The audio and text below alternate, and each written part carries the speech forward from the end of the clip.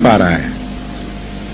ابتلا کا جو مضمون ہے وہ انبیاء کے ساتھ تعلق رکھتا ہے, وہ بالکل اور مضمون ہے, وہ عذاب نہیں ہے. ابتلا کے متعلق قرآن فرماتا ہے کہ خدا کی طرف سے آزمائش پڑا کرتی ہے, اس میں سچے پورے اترتے ہیں اور جھوٹے پیچھے رہ جاتے ہیں. اس کو ان حالات کے ساتھ آپ مشتبہ نہ کریں, وہ بالکل اور مضمون ہے.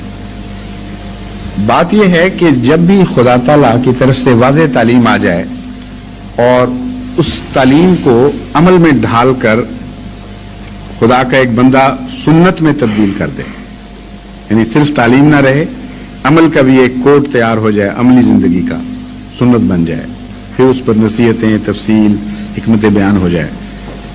جو بھی ان فیصلوں سے پیچھے ہٹے گا, جو بھی ان پر عمل چھوڑے گا, اس کو لازماً سزا ملے گی. اور جس حد تک کوئی ان سے روگردانی کرے گا اس حد تک وہ خود بخود اپنے لیے وہ سزا تجویز کر رہا ہوگا, بنا رہا ہوگا.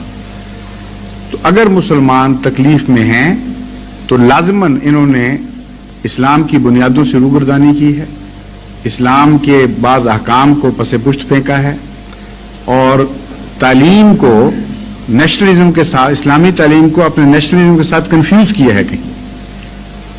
اور اگر وہ صالح رہتے, اگر وہ اسلام کی بنیادوں پر قائم رہتے تو ممکن نہیں تھا کہ یہ عذاب جس میں وہ مبتلا ہیں یہ ان کو دیا جاتا.